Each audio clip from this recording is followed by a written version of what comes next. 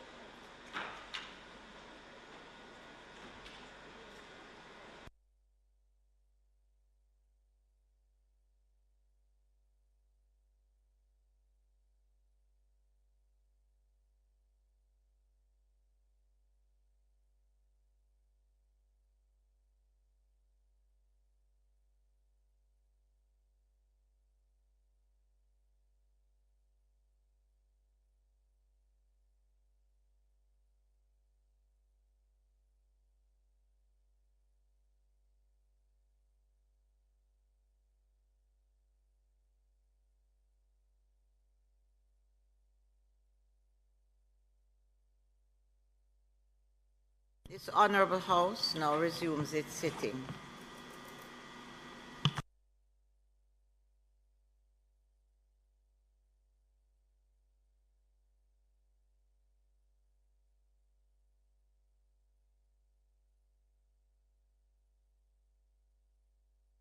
House Leader, I'm in your hands. I'm in your hands.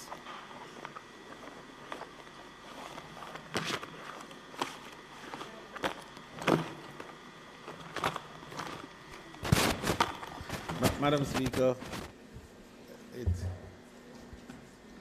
I beg to move for a suspension to allow for the members who are in the precincts of the House to come in for the quorum. May I please do, Madam Speaker?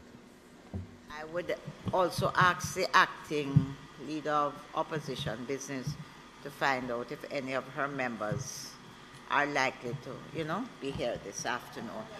Right. Just as a side issue, the members of staff that work with this Parliament, quite a few of them have to make arrangements to travel after the sittings in the evenings. So if we start early and we get through, apart from the fact that we get through the business of the nation early, I'm very conscious as a Speaker of this House, and I want to say it because it's something that rests with me. When we drive out and leave them, a lot of them have to beg and pull together to get home, and sometimes home is not so easily accessible for them, and the weather doesn't look so good this evening, so I'm particularly concerned. But members, the question is that we adjourn to allow the members, with the suspension of the sitting, to allow members who are in the precincts to actually get into the Parliament for us to start this afternoon. Those in favor? Those against? The ayes have it.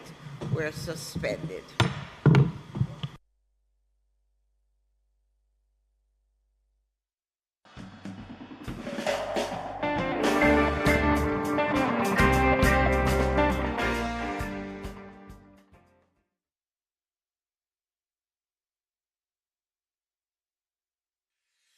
How do bills become law in Jamaica? Laws are made to create order, to ensure our safety, and to protect our rights against abuses by other citizens, organizations, and even the government itself. A bill is a proposal for either a new law or for a change to an existing law. Jamaica's parliament is responsible for making our laws, and that responsibility is shared between two houses. There are 21 parliamentarians appointed from both political parties to the upper house, also known as the Senate. And there are 63 members of parliament that we, the people, elect to the lower house, also known as the House of Representatives. To pass a law, there is a minimum of 6 stages required in each house. The process can begin in the upper house by a senator or in the lower house by your member of parliament. And their proposals for a new bill can certainly start with you, the citizen. Now, since the process often begins in the House of Representatives, let's start there. 1. The first stage begins with the introduction by the minister responsible for the bill, followed by the first reading of the bill by the clerk to the houses. This clerk is more like the CEO, the Chief Executive Officer for the Parliament. An announcement of the bill is published in the Gazette. This is a public newsletter that the government uses to inform the citizens of what the Parliament is doing on your behalf. 2. The second reading begins with a summary of the bill by the minister. The main reasons for the bill are discussed both by the government and opposition members to determine if Jamaicans would really be better off with the new law or changes to an existing law. A vote is taken by the House to determine if the bill will move to the committee stage.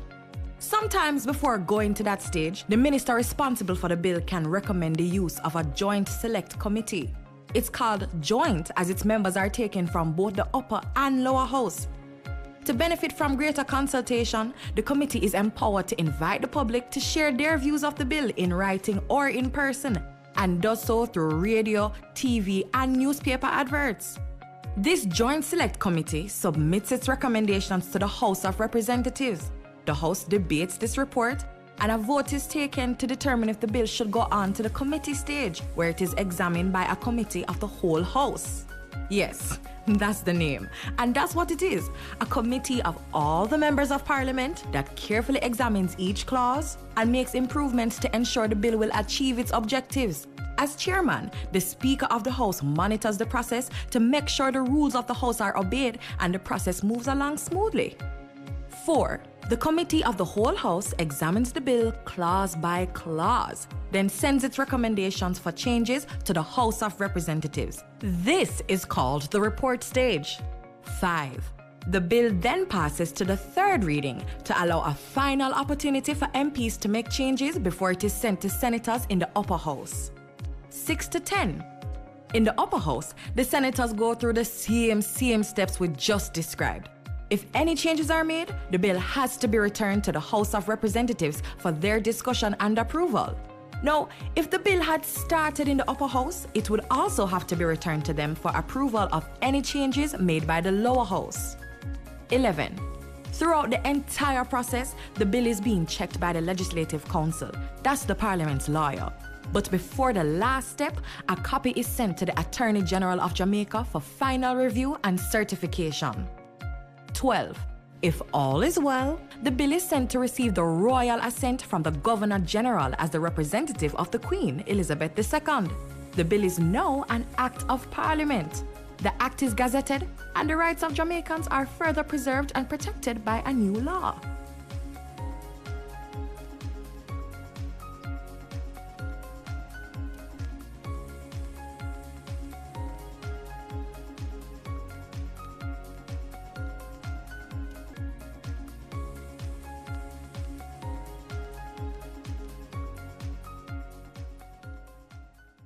Most Jamaicans will tell you corruption in politics is deep-rooted, and that's just so it's said, and nothing can do about that. But actually, there is, and another 152 countries are doing it. It's called asset declaration, and it works best where citizens themselves understand it and help to ensure the law is enforced.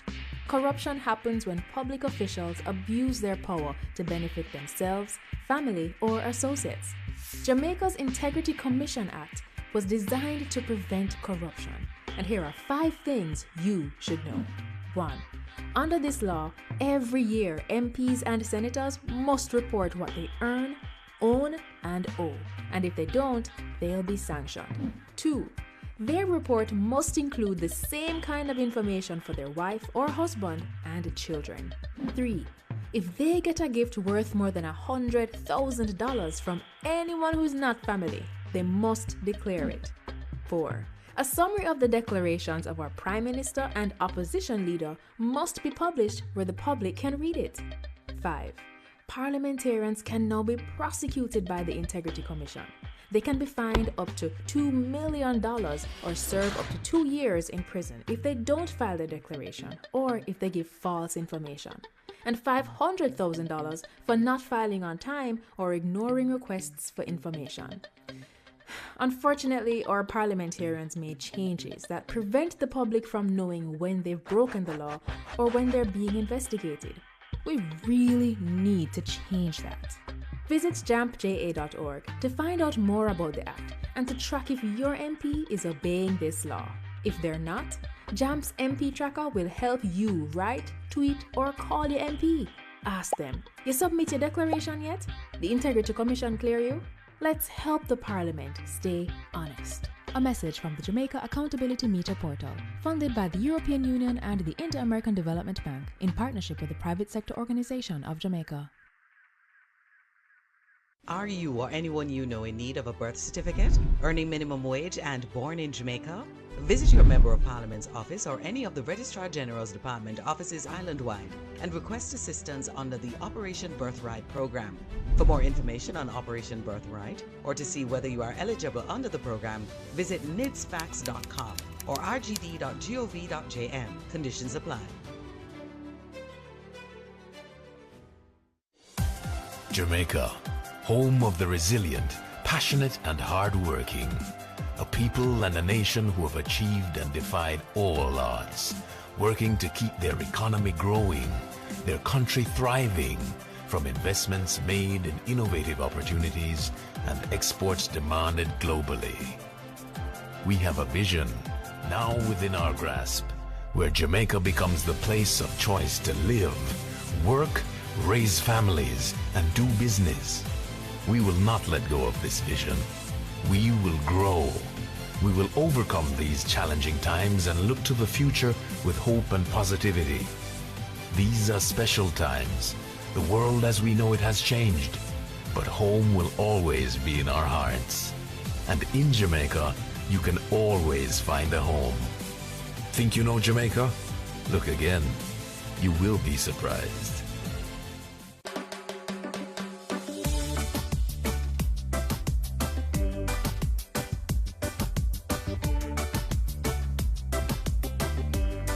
Yes, me dear, trouble not set like rain. In other words, unlike weather, we do not know when trouble might reach us. So a Jamaican will say, trouble not set like rain, me dear.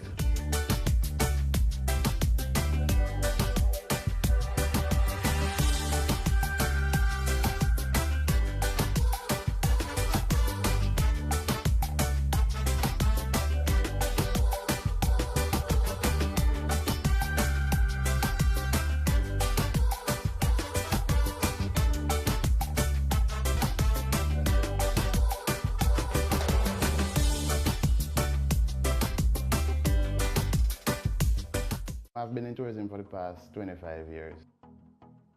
My father was a member of JUTA, and then through him I became a member and just keep going from there on. Tourism definitely working for me because I'm sending my kids to school from tourism. I've built my house and all of that through tourism. So personally, it has helped me. Well, my role is to make sure that the people have a good time. Try to be informative as possible and show them the best side of Jamaica. Try and let them be ambassadors for Jamaica so they can go back home and tell their friends to come to Jamaica. Tourism working for you.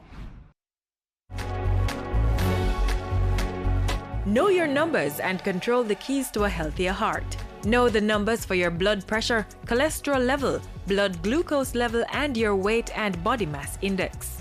Find out the risks they represent and what you need to do to stay healthy. Talk to your doctor and start making healthy lifestyle choices to prevent a heart attack or stroke.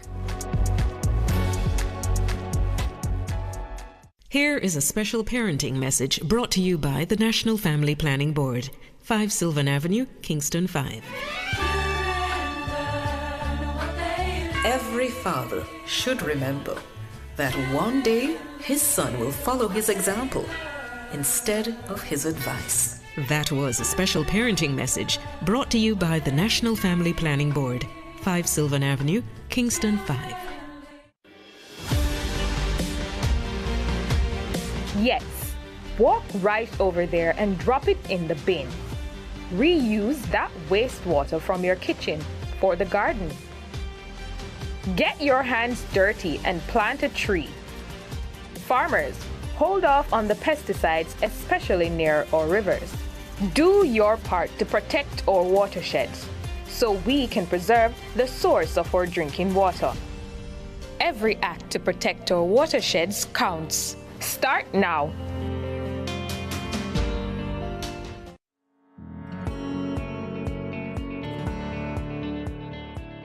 I want to turn my attention to the long-standing issue of fixed-term contracts in government.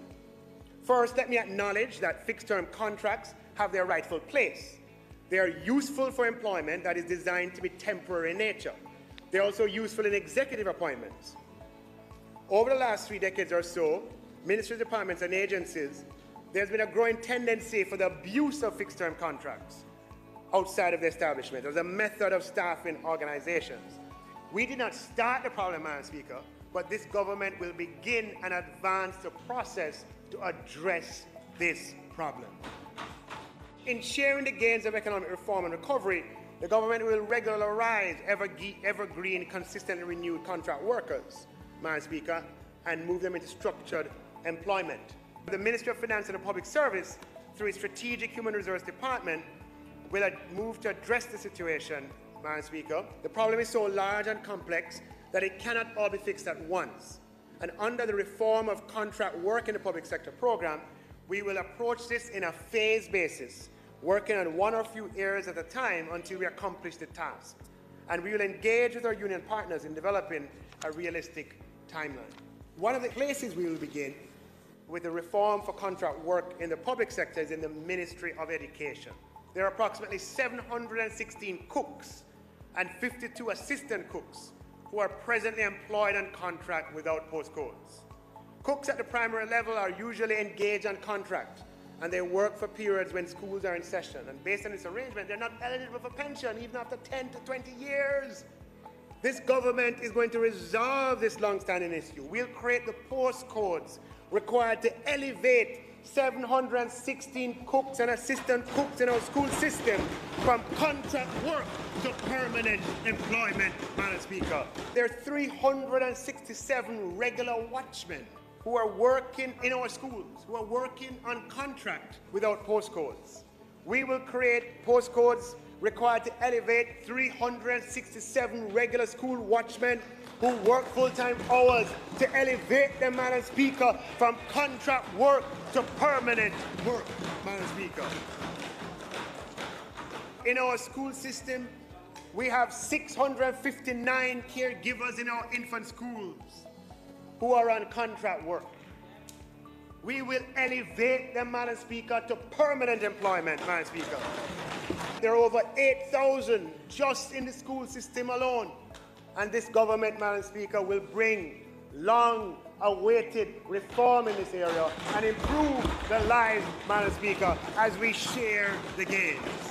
I've come into knowledge of and observed for myself a special group who have been wronged for far too long. And this government will respond to their cry for justice. I am speaking about workers at the National Solid Waste Management Agency. We have just under 2,000 workers.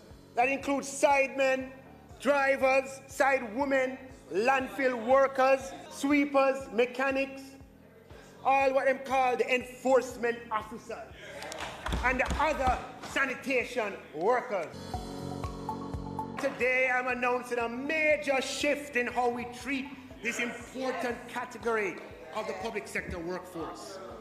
Madam Speaker, in fiscal year 2023-24, we will make sanitation workers at the National Solid Waste Management Agency who have completed the necessary probationary periods into permanent employees. There are approximately 1,754 doctors, as I mentioned earlier. 80% of doctors in the public service are on contract and have to be periodically renewed. And after all those years in medical school, the vast majority of our doctors do not have security of tenure. The suboptimal arrangements for doctors in the public service on contract for extended periods of time will be brought to an end by this government. I cannot in this speech address all of the instances of contract work in government in need of reform. Under the reform of contract work in the public sector program, we will dimension the problem, Madam Speaker, and detail the phased implementation of solutions for all. We aim to complete the implementation of the reform for contract work in the public sector within a 3-year period, concluding in the fiscal year 2025-26. Madam Speaker, when we share the gains of economic reform and economic recovery, Madam Speaker, Jamaica is better off. We're using hiring policy.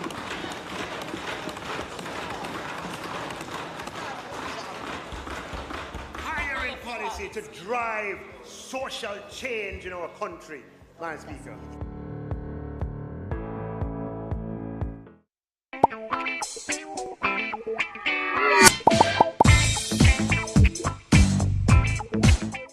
Members to the sitting of the House this afternoon. Special welcome to persons who are joining us and are in the gallery, those online by the various social media platforms. We welcome you this afternoon to the sitting of the House. House Leader. Madam Speaker, there's intended to be one statement today, which will be given by the member from North Central St. Andrew and Minister of Labour and the Social Services. May it please you, Madam Speaker. Minister and long-standing member from Northwestern St. Andrew, let me invite you.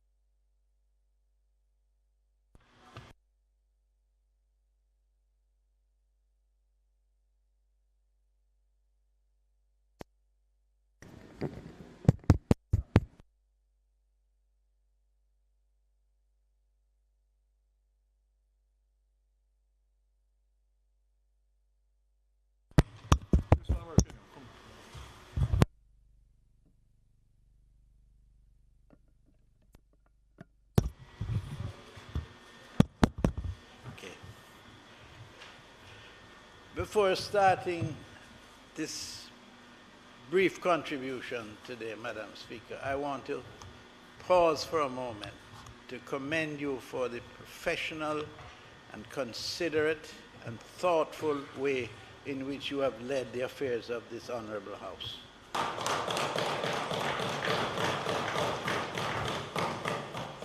It is very comforting to know that we are in the hands of a true professional.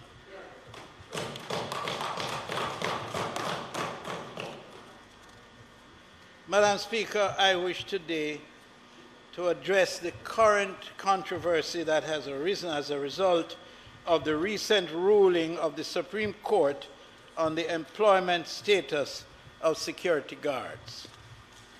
Some of the comments appear to be calling into question the role and function of the Ministry of Labor and the minister with responsibility for the portfolio. Quite frankly, Madam Speaker, some of the comments are not complimentary, but they are thought-provoking. And they arise, I think, primarily from the fact that my natural style of involvement is not one of public pronouncements on every issue. And also the fact that sometimes in the heat of the moment, one may express themselves in a peculiar fashion that later you wish you had not. This is one such occasion. So, Madam Speaker, I ask that the blame not be placed on my heart, but on my head. I believe it is fair to say my heart is intact and in the right place. But from time to time, things do occur that cause one to divert somewhat, and you bear the consequences for that diversion. The fact is that the court has determined that all security guards are employees and not independent contractors. This is a fact that is now well known and well circulated. This, Madam Speaker, is a matter that has been debated for many years. In fact, the issue has existed for over 30 years. I empathize with the concerns of the security guards. Many are understandably concerned about how the new arrangements will affect them, not only their job security, but how they will impact conditions for the years of service already given to the industry. For the years of service that they have devoted themselves to, Madam Speaker, it is a concern that involves all of us. And in the ministry, we will do everything in our power to explain to them as best we can so that they will have a thorough understanding and to work very closely with them in arriving at the way forward that will be down to the benefit of all concerned, both the workers and the companies. Bear in mind, Madam Speaker, that many have been working for periods of over 20 years in some cases. Madam Speaker, since late last year, the matter relating to the rights and benefits of security guards has come into sharp focus in this Parliament and in the general public. Let me explain the process, Madam Speaker. If a security guard believes that he or she has been denied any worker-related benefits, that guard can attend at one of the offices of the Ministry of Labor, and we have 13 island-wide, and seek their grievances, express themselves, and we will go in search of the solutions on their behalf. And in fact, at the moment, I can say that my information is that over 88 such cases have occurred across the island where guards have come in and they have held discussions and explanations have been given, and they have been able to at least understand the process more clearly. The reality is, Madam Speaker, following the Supreme Court ruling, several guards have already attended at the ministry's offices since March 2023 to seek guidance on whether or not they should sign the new employment contract. And that is at the heart of the issue, the new employment contract. The complaints relate to their previous years of service. They are concerned about the time they have spent in the industry, and they have felt that somewhere along the line that they could entertain the hope that they would be rewarded for that service in a concrete way. They are also concerned about vacation leave. But, Madam Speaker, the transition is what we are struggling with, from independently employed persons and employees of the respective companies. And it is that equation and that transition that has been somewhat challenging, as we have seen in the media and at the workplace. Madam Speaker, there are approximately 25,000 security guards employed in the country at this time. The fact is that in spite of the concerns, 85% have already signed their new contracts.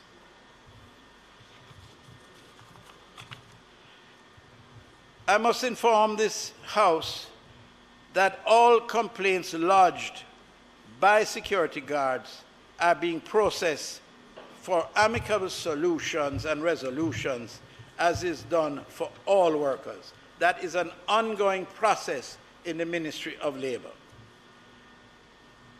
In relation to the new employment contracts, all security guards are workers and are therefore to be guaranteed vacation leave, sick leave, overtime, maternity leave, where applicable, and all minimum standards for decent work in Jamaica.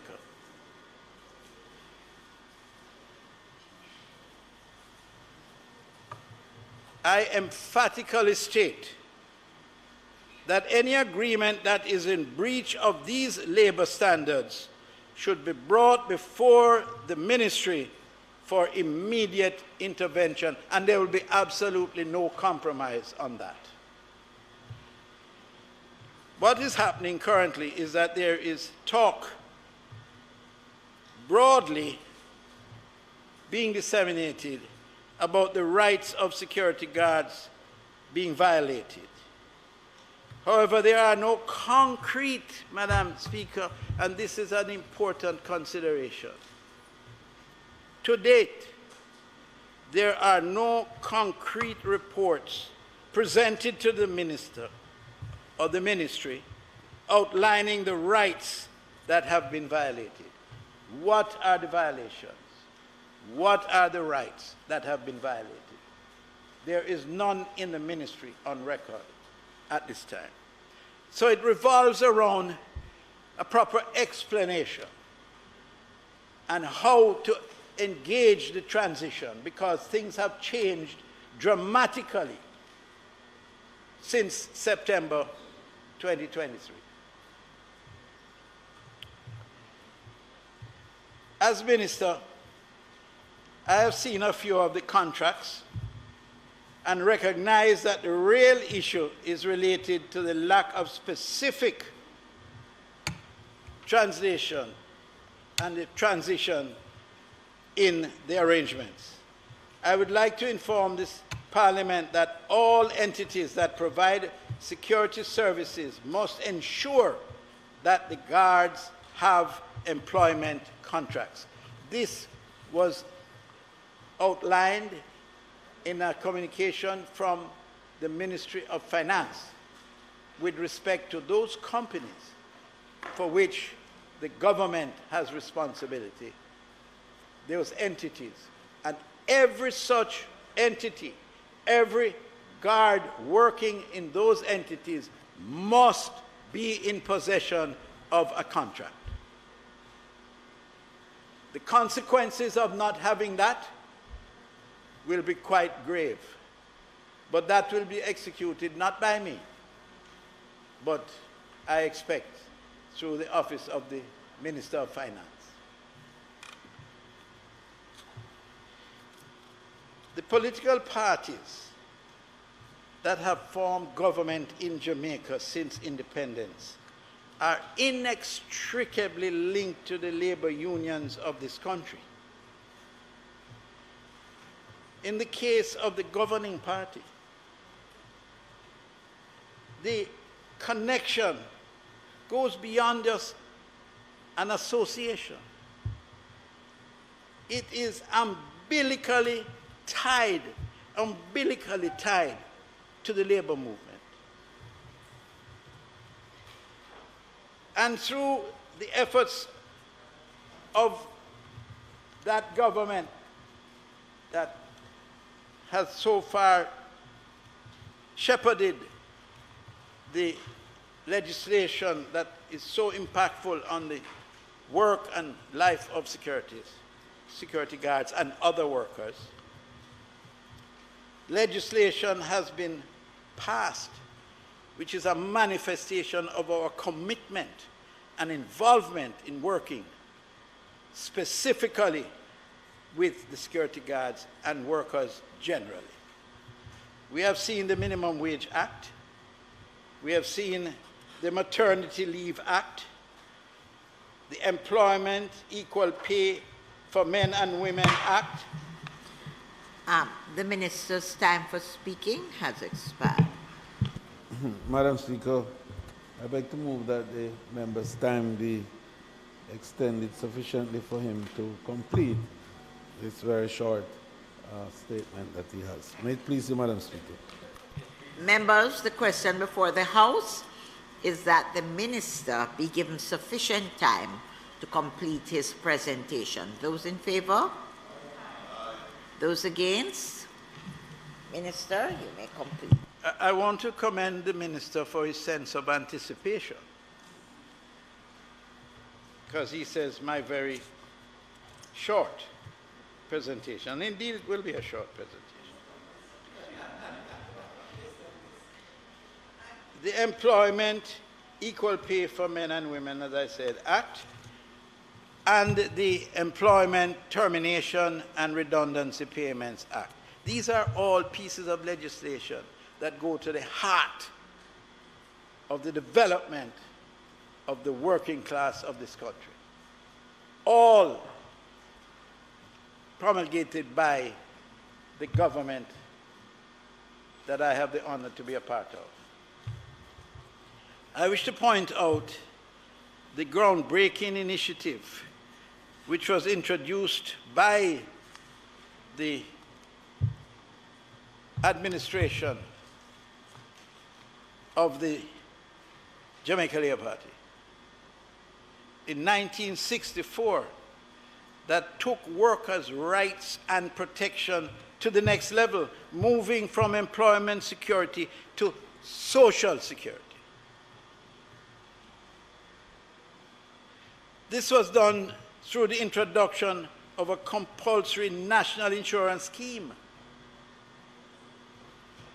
arguably one of the most significant systems to protect the working people of this country.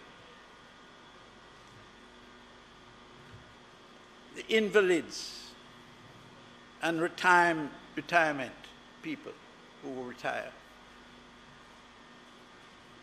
I will also remind this Honourable House, Madam Speaker, that it was our first Minister of Labour, the late Honourable Lyndon Newland, one of the founders of the Jamaica Labour Party, who I had the pleasure and honour of knowing and working with, who was responsible for the introduction of the NIS, the National Insurance Scheme, under the National Insurance Act. How can I forget? I've lived long enough to vividly recall the criticism when it was introduced. And when it was referred to as sin. by the then opposition. Madam Speaker, we have nonetheless come a far way, and we have learned to collaborate and to cooperate together in the interest of the entire country. That is the spirit in which I make this statement, knowing fully well that in the area of labor there can be no difference, there can be no division, and indeed I'm trying my very best to strengthen that relationship. This brief history would not be complete if recognition was not given to the employers and unions that work closely with several administrations to achieve a relatively stable industrial climate, while at the same time improving and adding value to the lives of our workers. Successive administrations. The question is whether we are sympathetic to the plight of workers. That is the question that they're asking. Are we sympathetic to the plight of the workers? I will say definitively and emphatically, yes, we are, because we are springing from that in this movement that we call the Jamaica Labour Party, that forms the government of the day. It was Sir Alexander Bustamante who was the founder of the first trade union in the country. So no one has to try to lecture anybody on this side of the house about the importance of labor and our connection with labor in this country. You know, on a personal note, I've taken my licks over the years. This is 43 years of it, so 43 years I get lick, even if you get one a year, it's significant. I've taken my licks, but I don't roll over and die, and I don't allow it to detain me. Because on a personal note, Madam Speaker, I know what it is like to be on the line in a factory. I spent 7 years working in factories, in transportation, in construction, in order to earn enough money to put myself through university. Most people believe that I was born with a gold spoon and somebody paid my university. I paid my own way in university by working on the line. So nobody has to tell me about what it is like to be a worker, the conditions under which you have to work. I have known what it is like, Madam Speaker, as a matter of interest, because people see me all the while, they don't know my background. They think they do. And they judge me on the basis of how I look. But let me tell you, as an 18-year-old at the Tri-Service Hospital in Ottawa, you go to Ellen Vlaker, you'll see it, a 10-story building. I was part of cleaning the walls, the external walls of that structure, with a swing scaffolding that we had to wind up, one on either side. And if you want to talk about anxiety, as politicians like to, if you want to talk about what anxiety is, when you are winding up on either side, and one of you get a little ahead of the other, and the rope winds up on top of one another, and then it slips 6 inches, you think that it is 6,000 feet, not 6 inches, because that is such a frightening experience, which I have had. So nobody has to tell me about how difficult and challenging life is as a worker. Madam Speaker, I have pointed out the foregoing to demonstrate that as regards workers' rights and protection, this administration, our government, of which I am very proud, has a long history of which we can all justly be proud and appreciative. Madam Speaker, I will be personally meeting with security guards over the next few weeks and months and the companies to discuss their concerns and assist the parties to resolve the matters affecting them. Madam Speaker, I have gone one step further to ensure better regulations of the industrial security sector by appointing a committee led by Mrs. Helene Davis-White to establish a joint industrial council for the regulation of the industry and the protection of the security guards. Everyone has been talking, and my opposite number has mentioned it because it's a good thing to do. And we have looked at it previously, and the Minister of Finance is seized of that as well. And we are at one in that, and we work together. I am sure the advisors to you, my opponent, but we are not really opponents, we are just on the different point of view, different sides of a single point of view. We'll agree with this move, and I enjoin everybody involved to let us get together. We will be holding town hall meetings, and I'm going to invite you to attend with us, and we discuss it with the workers, because we will all have one thing in common, and that is the well-being of the Jamaican worker. Thank you very much, Madam Speaker.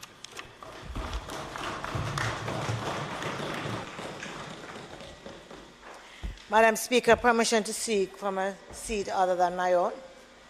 Thank you very much, Madam Speaker. The first thing I want to say is to place on record my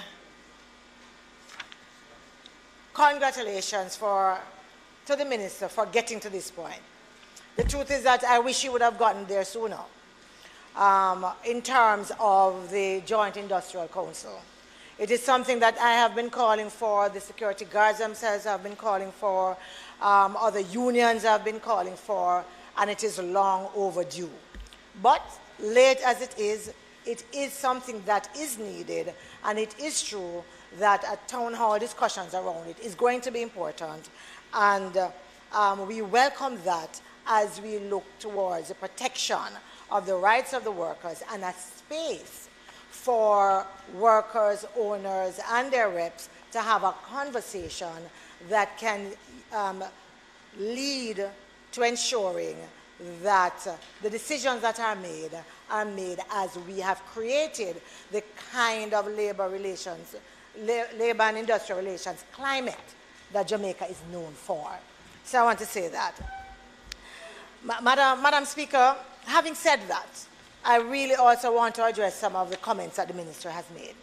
The first thing is that I'm not here to convince anyone of the position of the opposition as it relates to protecting the rights of the workers.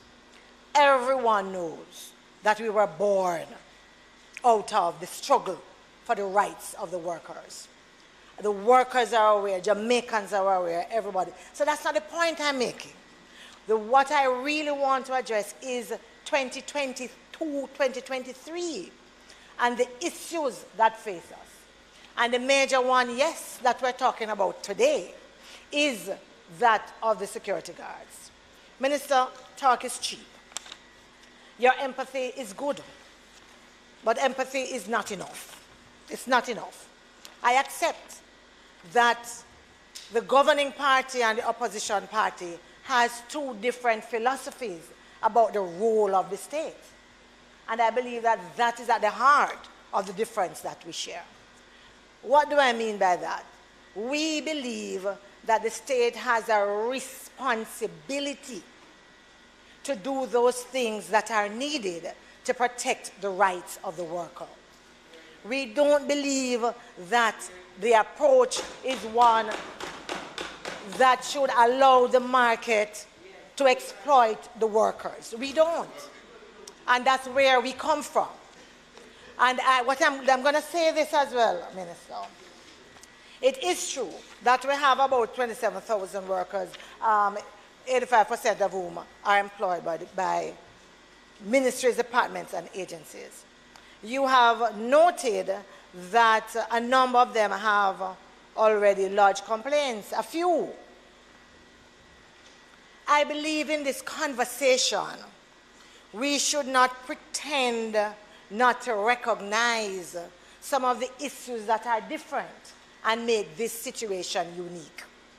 It is unique because we're talking about an industry that has never been unionized. We're talking about an industry that has proven is known for exploitation of workers. Yes? In terms of the denial of the rights that workers and employees should have been benefiting from. So it is not enough to simply say you want to make sure that every security guard has an employment contract. Because as we all know, the devil is in the details. If you have received complaints from these workers, then I would imagine, like I do, like other lawyers do, like other unions do, that you also have copies of the contracts themselves. I cannot fathom for the life of me how you could have in your possession contracts that basically deny workers of their rights, rights that you have agreed are in law. And that becomes just a case-by-case basis. It can't. It's because the one contract for the worker is not unique and specific.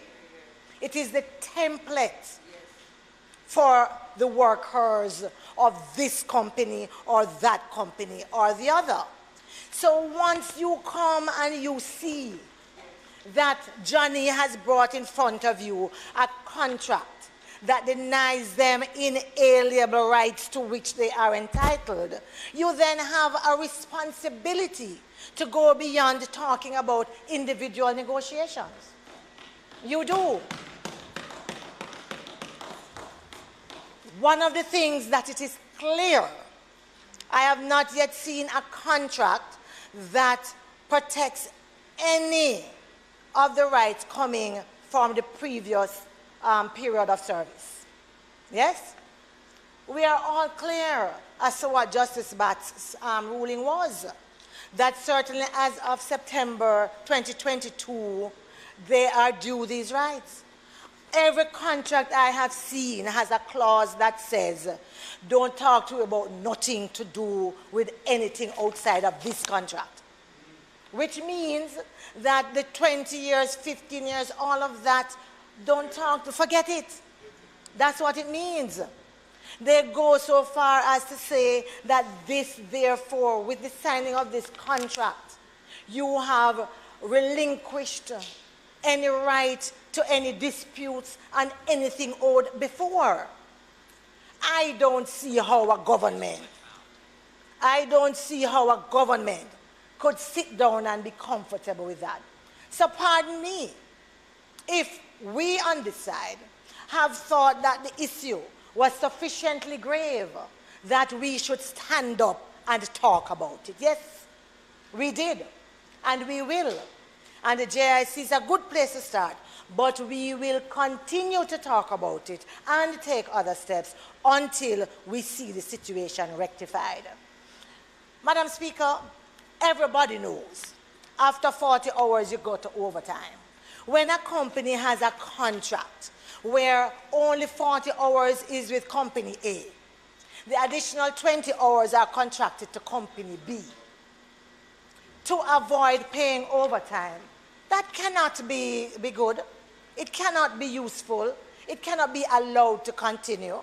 And it should not be allowed to continue because we know that that young mother, that young husband, who have been working with these companies for years, cannot afford to have their roster reduced, cannot afford not to be rostered enough to carry home food for the family, to pay for rent and all of that.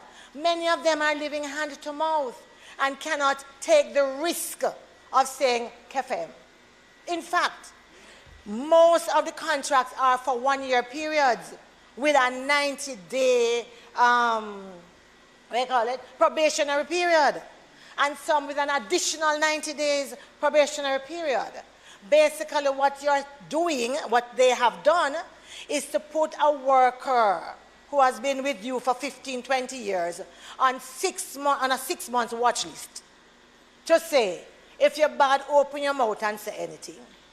As you slip, you slide. Because for the next 6 months, we are going to see what you do. That's basically what they have said.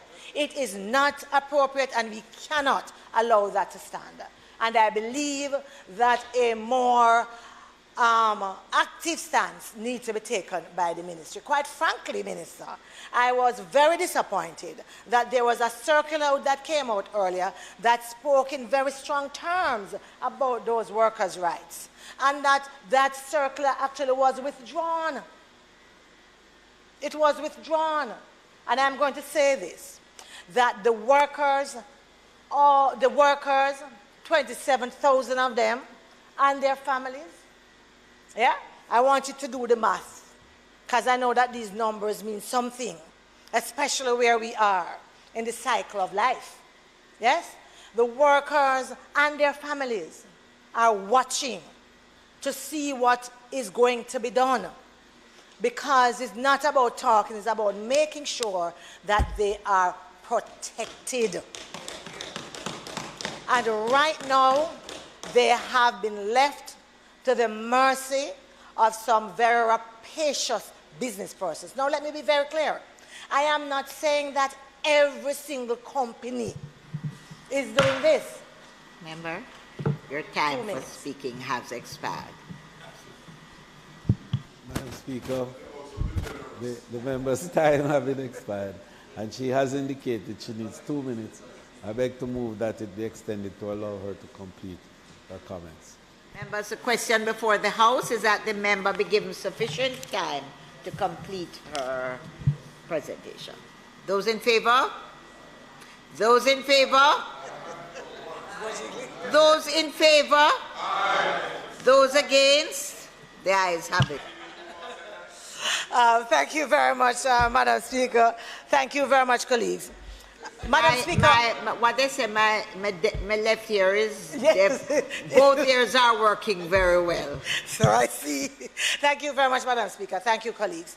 I really have not much more to say, because I am, in fact, ending. It is untenable where we are, and a hands-off approach is not appropriate. In fact, I am going to invite the minister, as he signed the contracts, well, the government, as they are signing contracts with these companies that offer these services to ministries, departments, and agencies, to look at the details. Because what I am told by individuals in the industry is that the rates for which they are signing should be an indicator that all is not well, and that these security guards will not be paid what we are talking about, and that, in fact, something chickeny is going on. It is so bad that many fear that smaller companies will be forced out of the industry by the arrangement being currently made between the government and these other companies that have no intention to follow the law. Over to you, Minister. Let me comment. I haven't heard that word chickeny for a long, long time. We are truly a Jamaican parliament, because that belongs to us and our grandparents before us. Madam Speaker, just given the nature of the conversation, I just want to make an input. So I'm asking for your permission. Yes. No, he didn't. Have an objection? House Leader? Yes. He said yes. Yes. Okay. So just to add some.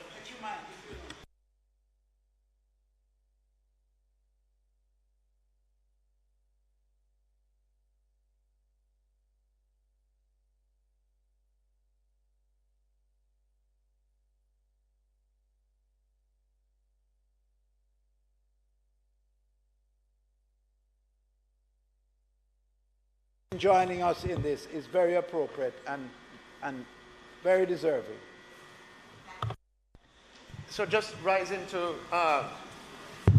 support and put the minister in his comments, and to, if I may, join in to congratulating on the move to form the Joint Industrial Council, which I think is a step in the positive direction.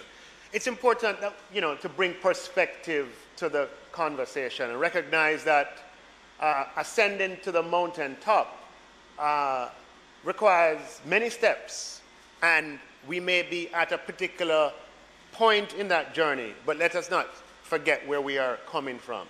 I just want to remind that this issue has arisen consequent upon a decision by the court in a matter brought by the National Housing Trust.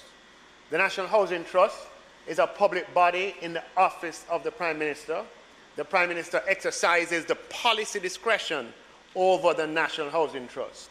It would not be possible for the National Housing Trust to bring a case forward to the court seeking a declaration and establishing the contractual right of security guards to be treated as employees without the explicit support of this administration, the explicit support of the Prime Minister and all members who serve on this side.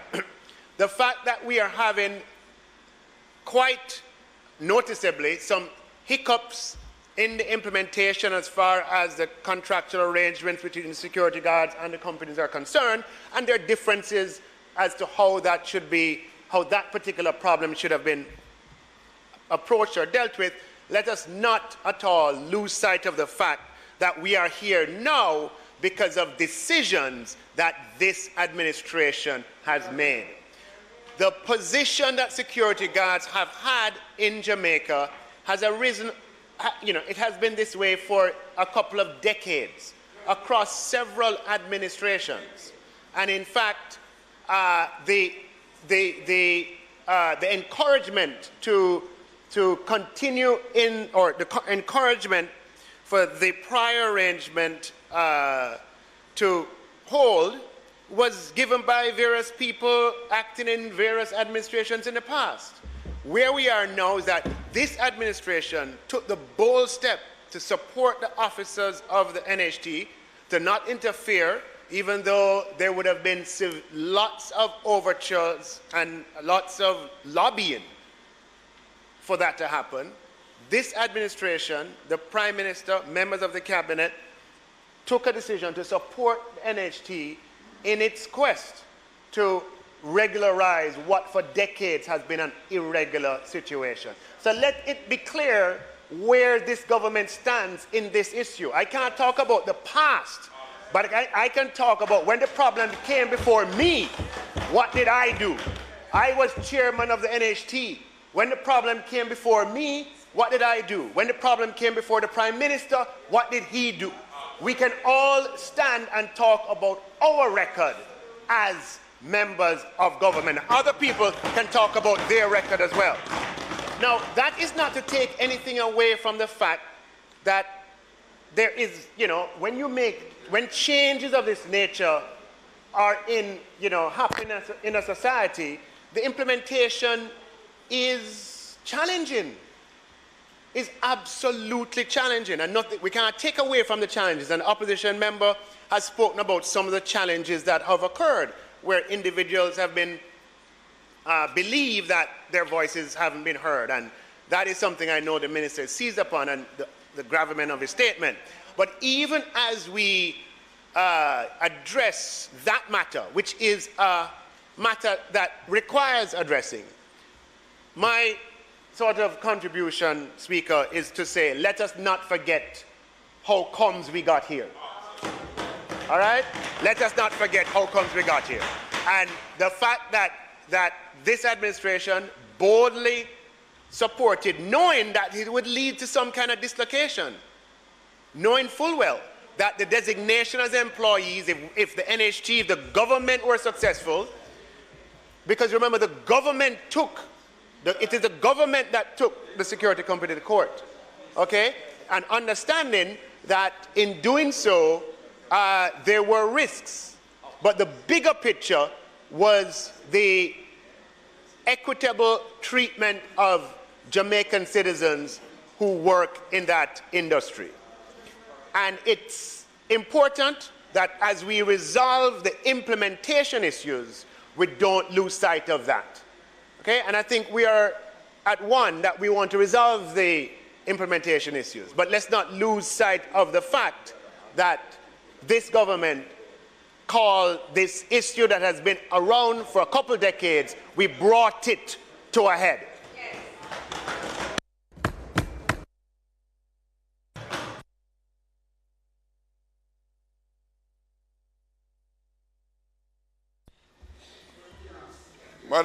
Madam Speaker, I know that you exercise your own discretion permitted to you under Section 11A of the Standing Order, and I hope that you will afford me similar, not large enough as you extended to the Minister of Finance, so a little latitude to not only ask questions. I am going to extend the latitude, and I do so, and ask every member of this House to recognize that when I extend latitude, it sometimes goes in favor of one side, sometimes in the other, and that is something that we must recognize, because in a democracy, there's always room for that. But you have to recognize that sometimes if you don't get it, it's not prejudicial in any way at all. So I'm going to exercise the latitude and allow. I will say, Madam Speaker, not for a moment I would have thought that it would be, your exercise of discretion would be prejudicial. Not for a passing moment. I'm delighted to hear that. But I seek your protection from the member from West Kingston. It's very disruptive. Madam Speaker, I stand in full support of my colleague from Southwest St. Andrew in her comments a moment ago. The truth of the matter, Madam Speaker, the issue is a very egregious one. My own personal experience, everywhere I go, as recently as 2 days ago, a security guard approached me about what we are doing to assist them. And that has been the challenge for a number of years. It is thousands of Jamaicans who are affected by this matter. And it precedes the court ruling last year, September. The matter has been long outstanding, so much so that the People's National Party in its manifesto in 2020 indicated that upon forming government, it will remove that relationship between and make security guard no longer contract workers, because the problem has been outstanding for some time. Madam Speaker, I seek your protection, because there are some people who feel like nobody must talk in this house except them. You all know yourselves.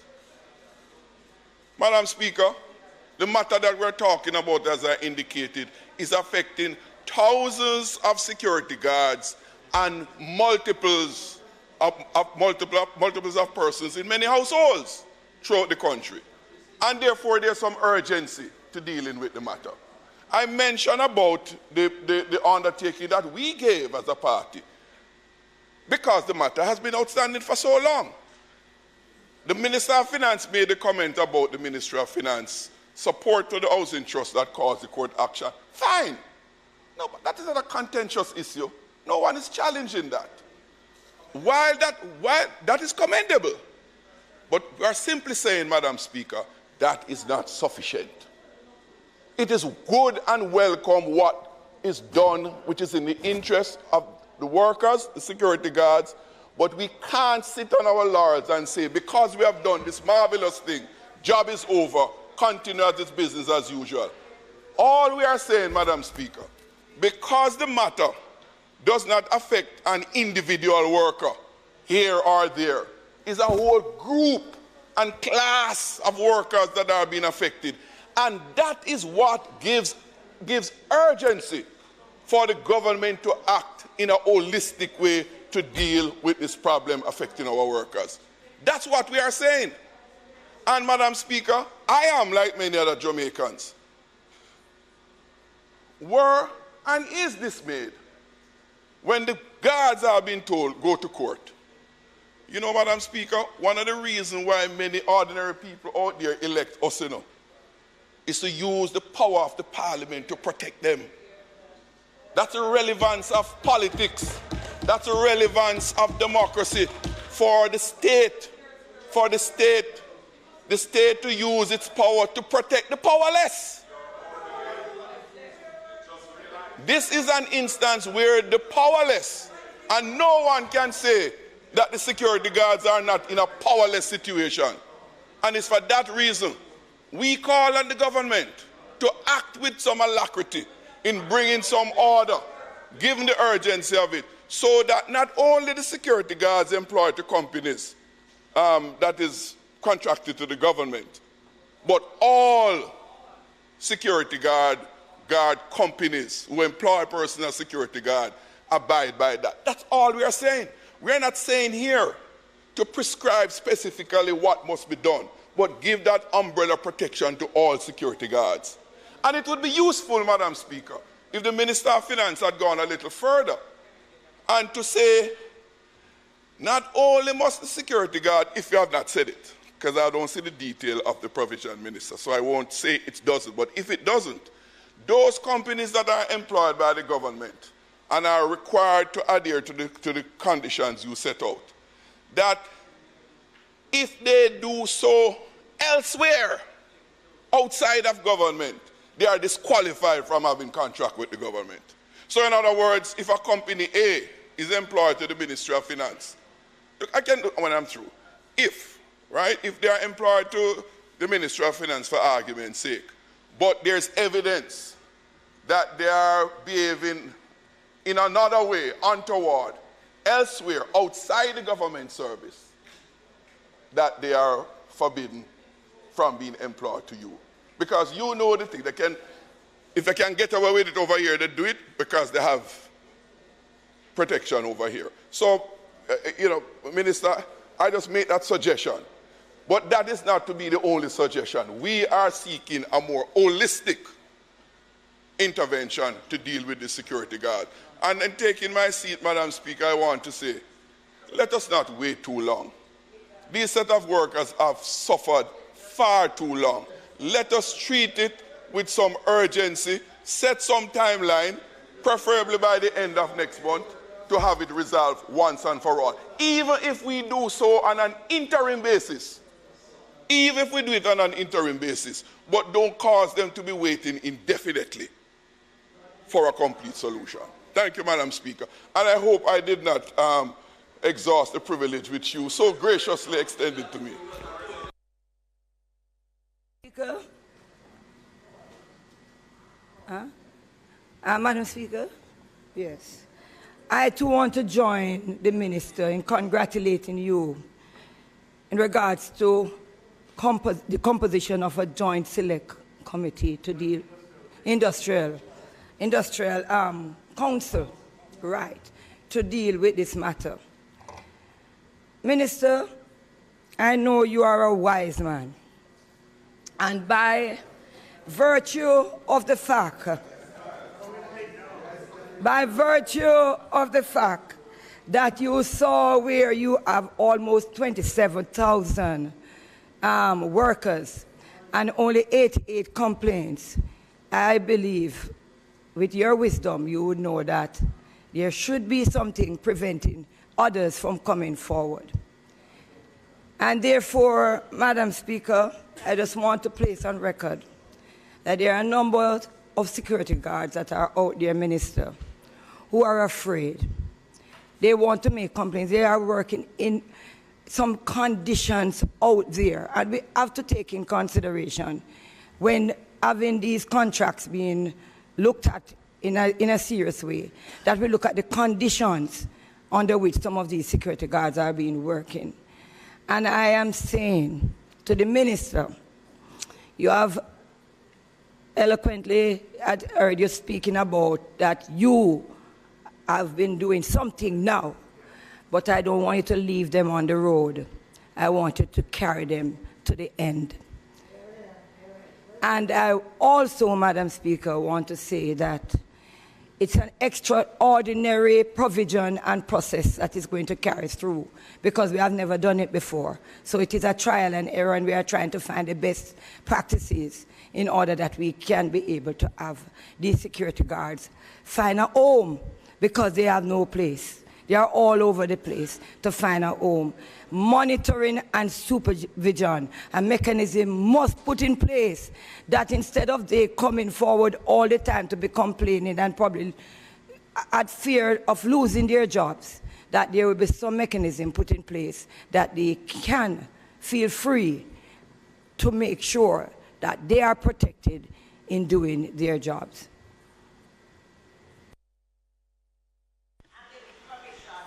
To the Minister to respond before you wrap up, Minister Samuel. So, thank you for that, Speaker, for your exercise of discretion. And it's good to see us, have this discussion and converge on points of importance.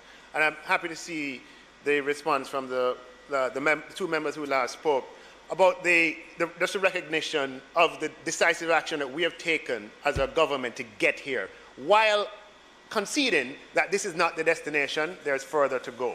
Okay? Because, Madam Speaker, sometimes when we as a society, proverbially, let's say we are in Kingston and we want to travel to Montego Bay, and it takes courage to do that. It takes courage to start the car and say you're going to take that journey. And you go over the gorge when you used to have it, and you dodge one or two things, and you know on the flat, and you reach Trelawney, you're almost at the destination, and you end up with a problem, right? Yeah, you want to say flat tire, you end up with a flat tire, a little problem. That can be addressed. It should not be, the narrative should not be that, oh, you have the flat tire, Lord, you're not. No, the narrative should be, look, you've exercised the courage to get here. Now, it's important that we get to the end, okay? Now, just responding to the point made, or the suggestion, happy that you made that point, because that's indeed what we have done. In the speech I made earlier this year, we have used the fact that the government is the single largest procurer of these services, and in fact accounts for a significant portion of the industry. And we're using procurement, in my case, in my ministry, the Ministry of Labor has other powers, we're using the power that in my ministry to influence the direction of the industry.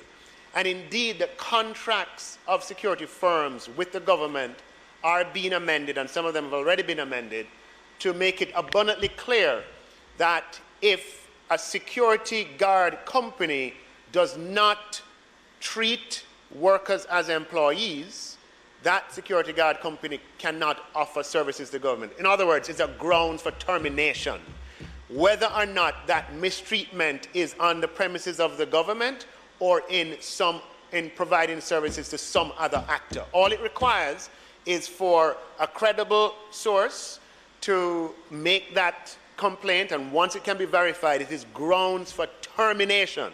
The government is absolutely serious about ensuring that after this ruling that it brought to court, that all persons who offer themselves in this industry are treated as employees, and we're using the full power of the procurement law to achieve that. And it's good that we can be at one with that, even as we support the member from Northern St. Andrew, North Central St. Andrew, in his Herculean efforts.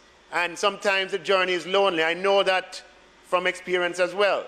And we just want to offer you support, member, in making right what has been wrong in Jamaica for such a long time. He deserves the support of all of us in the House. Madam Speaker, a quick question.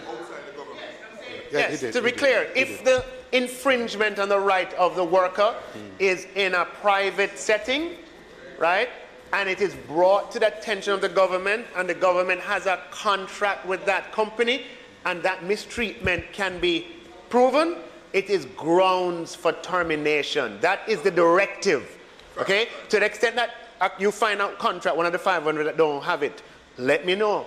But the directive, the policy directive, is that all contracts with security guard firms must have that provision in them. Thank you. Madam Speaker, one quick question. Yeah, we are at one. That's what I'm trying to say. One quick question. Minister, it has been, I've heard the complaint. I've heard a complaint by contractors, contractors with the ministries, that this will be an additional cost, and that to them, and that in many instances that's additional. The contract they've already contracted, and that requires that the government pays do two things: pays over funds that are outstanding, and B, that the contracts, these new contracts, take on board fully those additional costs.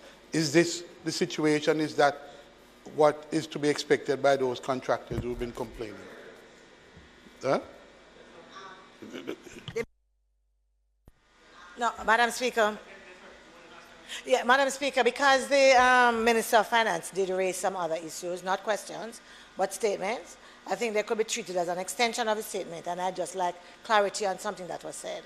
So if you permit me, just very quickly, one, to say that part of why the issue is as difficult as it is and people feel so aggrieved is because, from the minister's own words, he has almost studiously ignored the voice of the security guards to date. So I think it is important where we are now. The second one, Madam Speaker, if you are offering anyone a ride to the country and you go over the gorge and you are not careful enough and you end up in the water and the person dies, I am going to tell you that nobody is going to say thanks for that ride. Yes? And that is the case we have. So, yes, the offer of the ride was good intention. Having started the journey, you can't leave them on the roadside to suffer. You have to take care of them. And therefore, for those who speak about it, you need to see it in that light and not to frame it as I often hear it being framed. Thank you. I am going to allow the minister to wrap up now, and I have given a lot of latitude, and I've done so because I think it has to be established that every member of this House is agreed, both the government and the opposition. There's no division here. Every member of this House is agreed that the interests of our workers are paramount. And it is for that reason that I have allowed as much latitude. I'm going to ask the minister to wrap up for me now. The minister in charge of labor.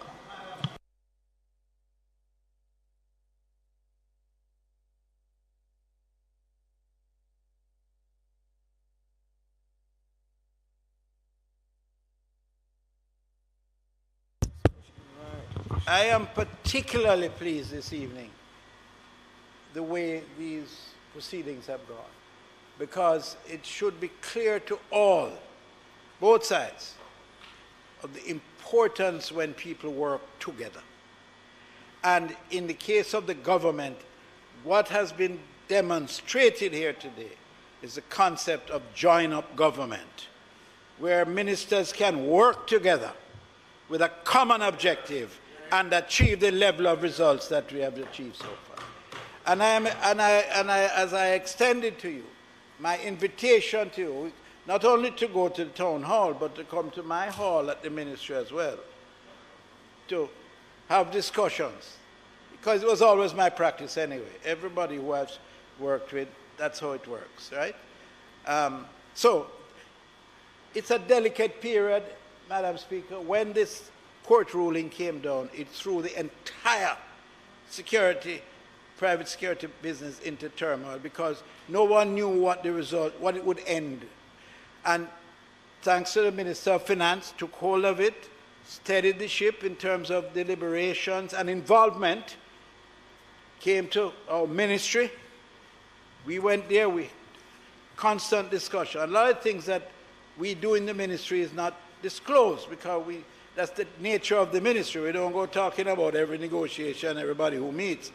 But we are a tight group that work towards results. We are results oriented. And as long as we get the results and the collaboration and the cooperation, then we can move mountains.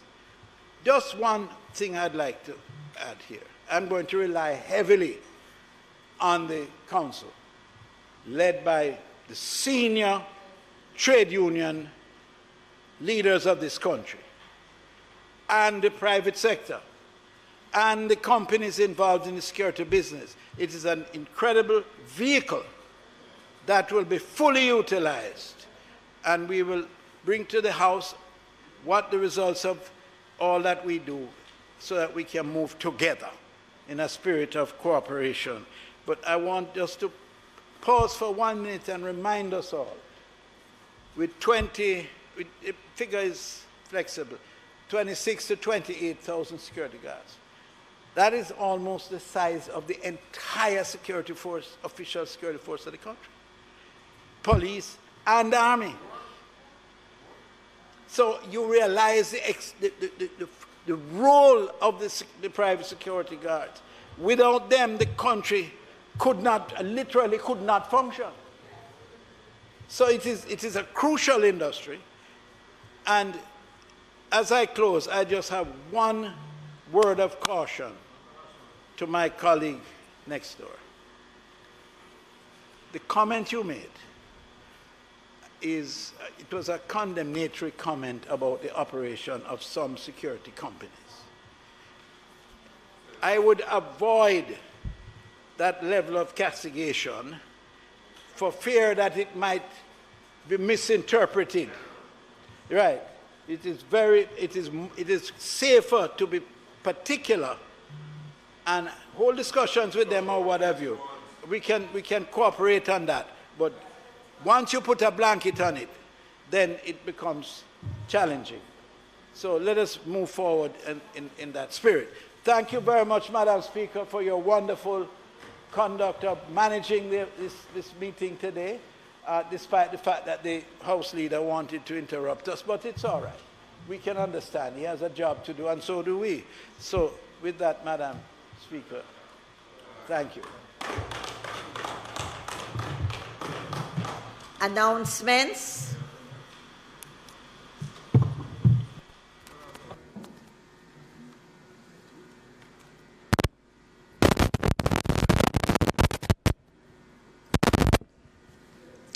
Laid on the table of the House today are the following.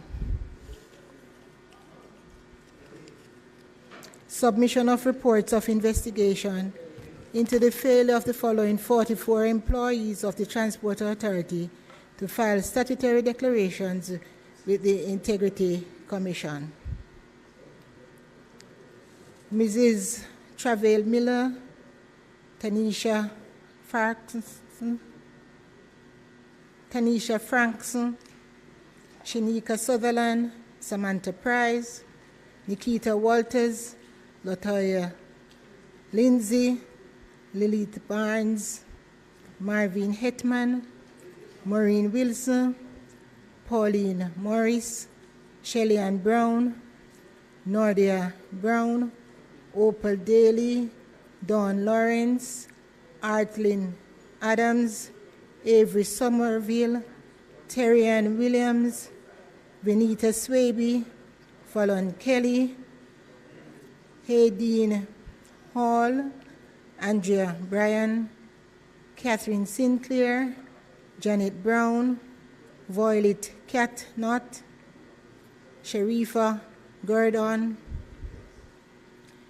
Miss Madams Ingram Allen Davis and Totlin Wallace Palmer, Messrs. Vivian Young, Winston Edwards, Albert Taylor, Jason Davidson, Garnet Lester, Faithfulness Odie, Everton McKinley, Chevis Gilzine, Alborn Legg, Anthony Bloomfield, Audie Bartley, Wayne Emmanuel, Michael Williams, Noel Francis, Christopher Williams, Griff Morris, and Ishmael Francis.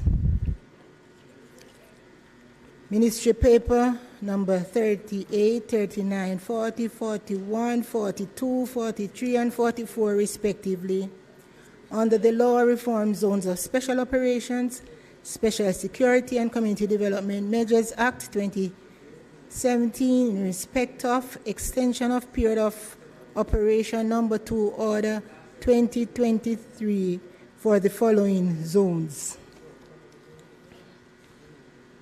The August Town Zone extension, the August Town Zone, the Greenwich Town Zone, the Denham Town Community Zone, the Mount Salem Community and environs in the parish of St. James Zone, the Norwood Community in the parish of St. James Zone, extension of period operation.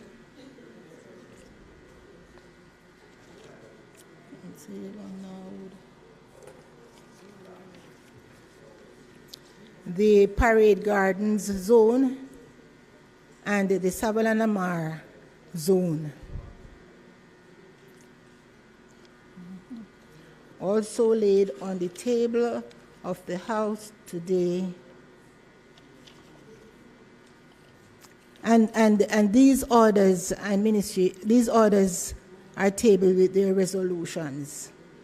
And also laid is a copy of ministry paper number 45, entitled Annual Reports and Audited Financial Statements of the Jamaica Agricultural Society for the year ended March 31, 2029.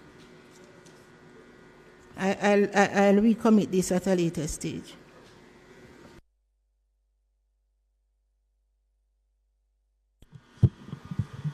Bills brought from the Senate, petitions, papers, reports from committees, notices of motions given orally.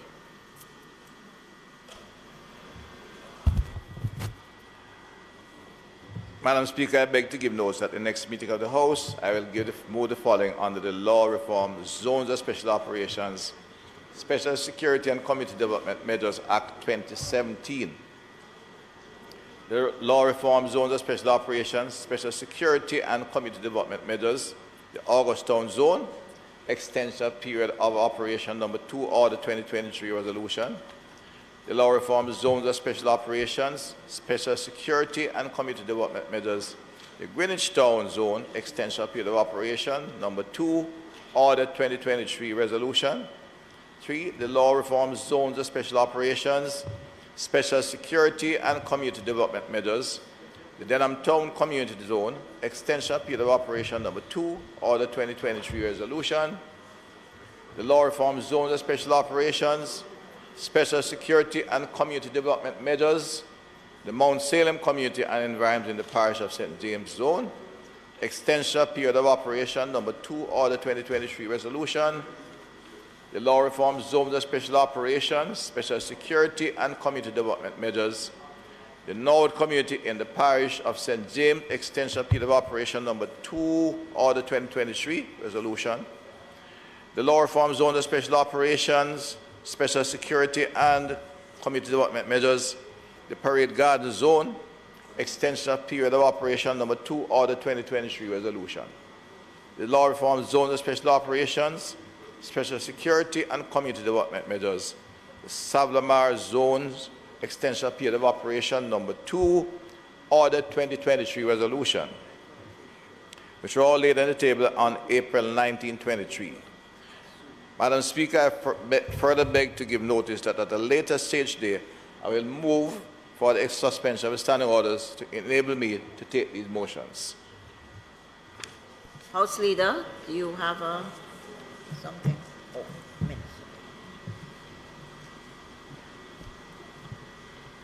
Speaker, I beg to give notice that at the next meeting of the House, I will move to introduce and have read a first time a bill shortly entitled the Child Care and Protection Amendment Act 2023.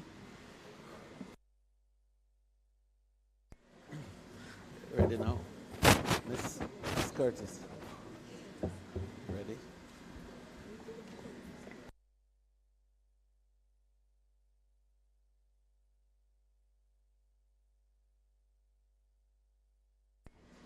Madam Speaker, I beg to move now for the recommittal of the item announcements to allow the clerk to make an appropriate announcement. Ms. Curtis. The question before the House is that we have the recommittal of the item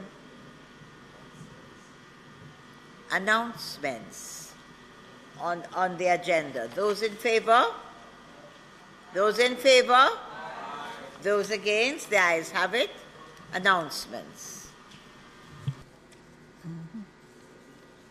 Also laid on the table of the House is Ministry Paper number 45, entitled Annual Report on Audited Financial Statements of the Jamaica Agriculture Society for the year ended March 31, 2019.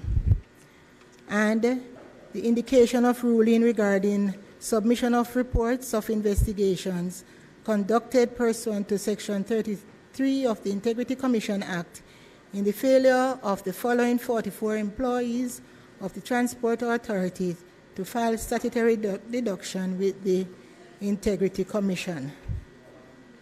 Mrs. Travell Miller, Tashana Frankson, Shaniza Sutherland, Samantha Price, Nikita Walters, Latoya Lindsay, Lilith Barnes, Marvin Hepman, Maureen Wilson, Pauline Morris, Shellyan Brown, Nordia Brown, Opal Daly, Dawn Lawrence, Artlene Adams, Avery Somerville, Terrian Williams, Renita Swaby, Fallon Kelly, Haydeen Hall, Andrea Bryan, Catherine Sinclair, Janet Brown, Violet Catnott, Janet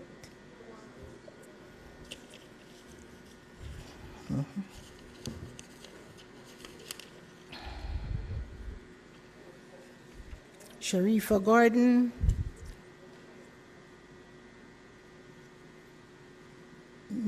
Mesdames Ingrid Allen Davis, Kathleen Wallace Palmer, and Messrs. Vivian Young, Winston Edwards, Albert Taylor, Jason Davidson, Garnet Lester, Faithfulness Odie, Everton McKinley, Chevis Gilzine, Alborn Neg, Anthony Bloomfield, Audie Bartley, Wayne Emmanuel, Michael Williams, Noel Francis, Christopher Williams, Griff Morris, and Ishmael Francis.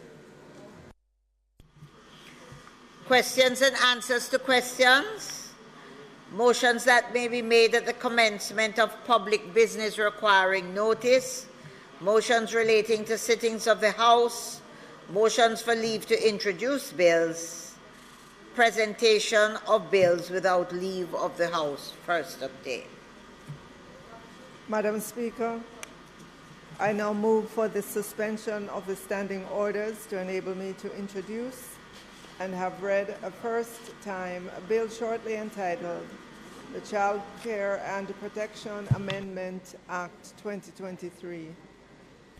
Members, the question is for the standing orders to be suspended to enable the Minister to introduce and have read for a first time a bill shortly entitled the Child Care and Protection Amendment Act 2023. Those in favor? Those against? The ayes have it. No, the Minister first, Ms. Curtis, and then you read. For the first time, the Child Care and Protection Amendment Act 2023, read the first time. Madam Speaker, I now move to introduce and have read a first time a bill shortly entitled the Child Care and Protection Act 2023.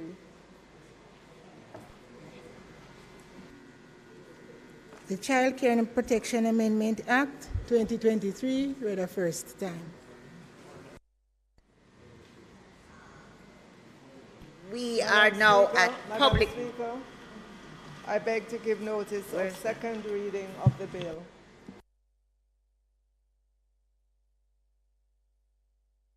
We're now at public business. Madam Speaker, members, the bill shortly entitled the Criminal Justice Administration Amendment Act 2023 and Offences Against the Persons Act Amendment Act 2023 and the Child Care and Protection Amendment Act 2023 have been presented to this Honourable House. It is our desire that the bills be examined by a joint select committee. However, before this can take place, the bills must be read a second time. I now therefore move that the bills entitled an Act to amend the Criminal Justice Administration Act, an Act to amend the Offences Against the Persons Act, and an Act to amend the Child Care and Protection Act be now read a second time. Members, the question before the House is that the bills mentioned by the Minister be read a second time. Those in favour? Aye. Those against? The ayes have it. Madam Clerk, Speaker. no, House Leader, the clerk will read the bill a second time.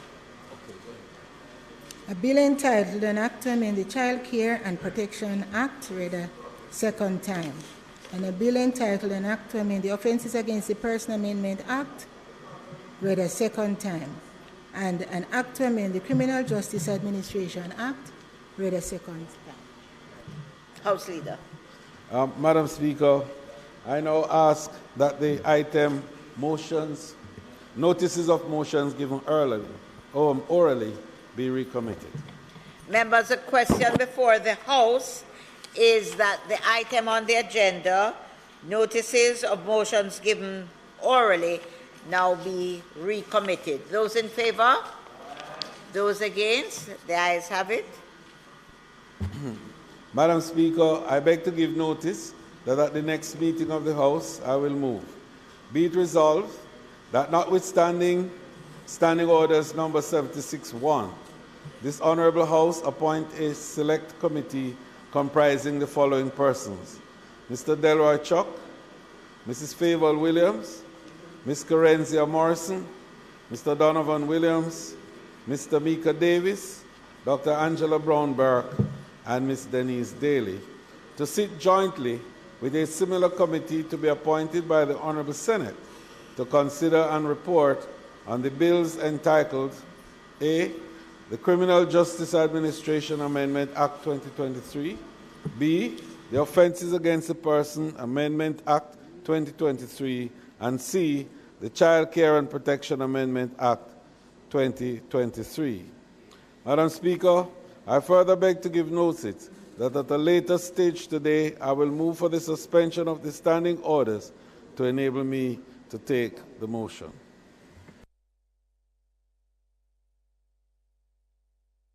And that public business. Madam Speaker, I now move for the suspension of the standing orders to enable me to take the motion, notice of which I gave earlier. That the standing orders be suspended to enable the House Leader to take the motion, notice of which was given earlier. Those in favour? Those against? House Leader, you may start. Madam Speaker, I beg to move that the motion be approved. Members, the question of the House is that the motion brought by the House Leader be approved. Those in favour? Those against? The ayes have it. The motion is approved. Madam Speaker, I now ask that the motion with respect to the Trademarks Amendment Rules 2022 resolution be approved. Members, the question before the House is that the motion relating to the Trademarks Amendment Rules 2022 resolution brought by the minister be now approved. Those in favor? Those against? The ayes have it. Minister, the motion is approved. Thank you, Madam Speaker. Madam Speaker, I now rise to just say a few words on the resolution regarding the Civil Service Establishment Act, General Order of 2023. So, Madam Speaker, in accordance with the Civil Service Establishment Act of 1976, the Civil Service Establishment General Order 2023 has been prepared and is presented to indicate changes to the Civil Service Establishment General Order 2021. Madam Speaker, the Civil Service Establishment General Order 2023 outlines the reorganization of ministries and departments and consequently the creation of new posts, the abolition of posts, and the reclassification, upgrading, and retitling of existing posts. Now, this is at December of 2022, so it does not include the most recent information. But we nevertheless have to do it because if the posts haven't gone through this process, then the public service can't act on this too, right?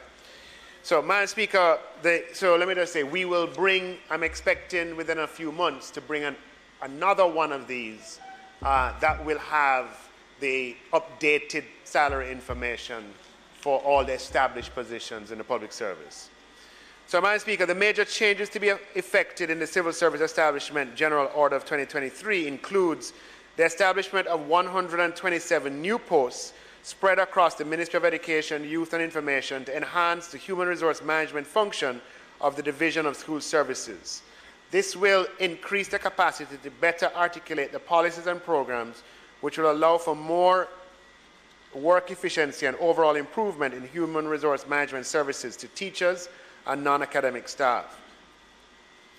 The Department of Correctional Services was also facing challenges including inadequate staff, prevention of the entry of prohibited articles into correctional centers, and an increase in population across 11 correctional institutions, 7 of which are adult and 4 juvenile. With the amendments made to sections of the Corrections Act, empower the department and the courts to deal with the problem of trafficking of prohibitive articles, as well as strengthening of the Rehabilitation Division to absorb the Correctional Services Production Holdings Limited functions. Approval was given for the creation of 117 new posts and the upgrading and retitling of additional posts to strengthen and streamline the Rehabilitation Division's functions, to improve personnel security and auxiliary support in probation aftercare services, and to strengthen the rehabilitation and probation aftercare arrangements, which will improve rehabilitation programs and aftercare service delivery to the courts, communities, and correctional institutions. The staffing review of the Division of the Financial Investigations Division and the merge of the Revenue Protection Division and the Public Accountability Division to create the new Revenue Protection Division resulted in the creation of 214 new posts. This new division will work alongside the Ministry of Finance in the achievement and maintenance of debt and fiscal sustainability. The additional staffing is expected to improve the development and execution of policies associated with public fiscal management, improve the ability to address multiple issues at once, cause a greater alignment of competencies and skills, authorities, management process that will enable the business process to operate more effectively, and 4, provide autonomy and resources to these departments in effecting their mandate more efficiently. Other major changes made through the reassignment of portfolios and significant restructuring involve the Ministry of Legal and Constitutional Affairs, Ministry of National Security, Attorney General's Chambers, Ministry of Health and Wellness, Police Department. Madam Speaker, the Civil Service Establishment General Order 2023 reflects changes in 2 areas. Part 1, Madam Speaker, shows changes in the complement of posts in ministries and departments. These changes included retitling, reclassification, and upgrading of posts, as well as the creation of new posts and the effective dates for these changes. These changes can be broken down into the following. 1,147 new posts were created, 460 posts were upgraded, 175 posts were reclassified, 766 posts were retitled, 6 posts were regraded, and 2 posts were red circled. Madam Speaker, Part 3 shows the abolition of 413 posts from the establishment. Madam Speaker, in conclusion, just to note, as I've done when discussing previous orders, the Post Operations Committee of the Ministry of Finance and the Public Service, which comprises members from my ministry, from the offices of the Services Commission, from the Jamaica Civil Service Association, which is a union, continues to meet regularly to review the civil service establishment, including considering requests and comments from various ministries, departments, and agencies. Madam Speaker, I ask that this Honourable House approves the Civil Service Establishment General Amendment Order of 2023. Members, the question before the House is for the approval of our members of the Civil Service Establishment General Order Resolution 2023 brought by the Minister of Finance. Those in favour? Those against? The ayes have it. Your motion is approved, Minister. Dr. Chang, Zozo. Madam Speaker, I now move for the suspension of the standing orders to enable me to take the resolution notice of which I gave earlier. Members, the question before the House is that the standing orders be suspended to enable the Minister to take the resolutions, notice of which he gave earlier. Those in favour? I'm going to be short. Those in favour? Those against? The ayes have it. Minister.